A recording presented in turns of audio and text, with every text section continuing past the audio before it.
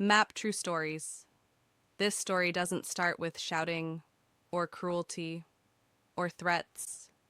It starts with warmth, with smiles, with invitations, with the feeling of being chosen. Because when she married him, she didn't just marry a man. She married into a family that everyone admired. They were close, tight-knit, always together. Holidays were full. Birthdays were event. Group chats were constant. From the outside, it looked like love. And at first, it felt like love too. She was welcomed immediately. His parents hugged her. His siblings joked with her.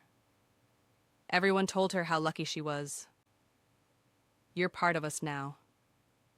We take care of our own. You don't have to worry anymore. And she believed them. Why wouldn't she? The first year is easy. Family dinners every Sunday, group vacations, shared traditions. Whenever she hesitated, whenever she wanted a quiet weekend, someone would laugh and say, "Oh, come on. This is just how we do things." It felt harmless, even comforting. The first rule came quietly. She didn't recognize it as a rule at the time. It sounded more like advice. You should probably tell us before you make plans. Not because they needed permission, but because they like to coordinate. She nodded. That made sense. Then came the second rule. You don't really need to involve outsiders in family matters. Outsiders, friends, her parents, people she'd known her whole life. Still, she understood Iksa. Every family had boundaries.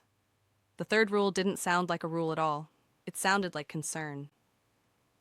We just don't think that friend is good for you.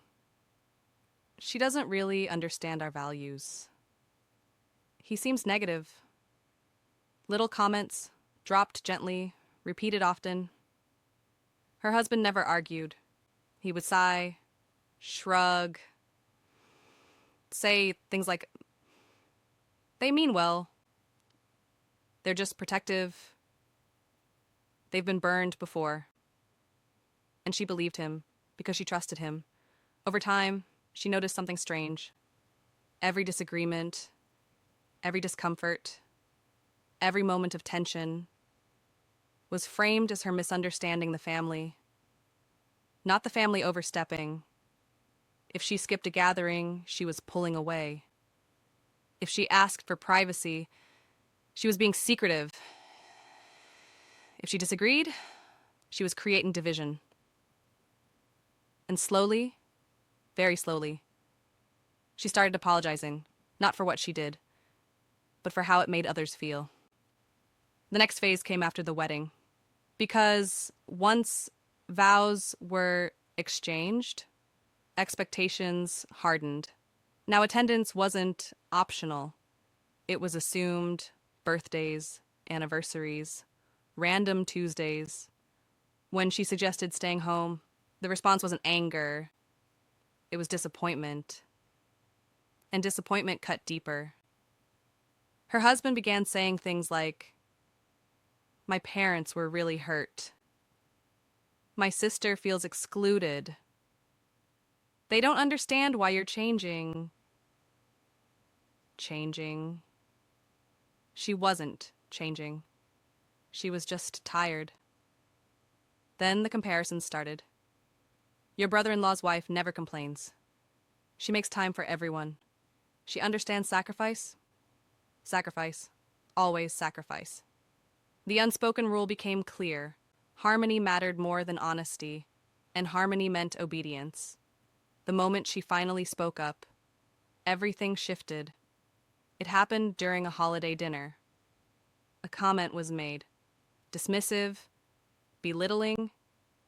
She laughed it off at first, but later, quietly, she told her husband it hurt. She expected support. Instead, she got a warning. You embarrassed them? You should have let it go. You can't challenge them like that. That night, she cried alone, and for the first time, she wondered, who was she married to? After that, the pressure intensified. Group chats went silent when she spoke. Plans were made without her. Decisions were announced, not discussed. And when she asked why, she was told she was imagining things. The family didn't yell, they didn't threaten, they withdrew. Affection, approval, warmth.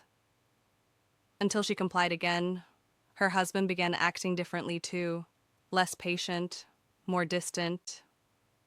Whenever she resisted, he framed it as betrayal. They've always been there for me. Why can't you just try harder?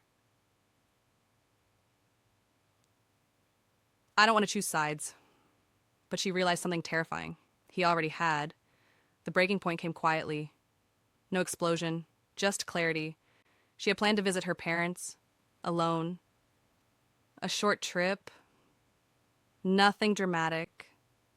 His mother cried. His father went silent. His siblings accused her of abandoning the family. And her husband said the words she would never forget. If you keep doing this, you're going to tear this family apart.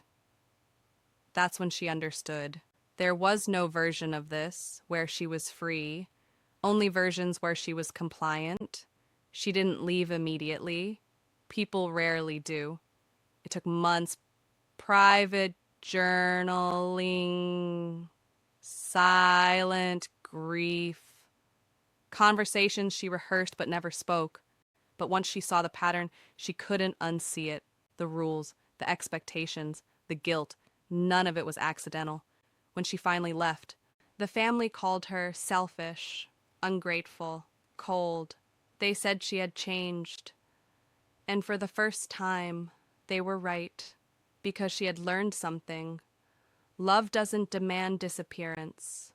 Family doesn't require silence.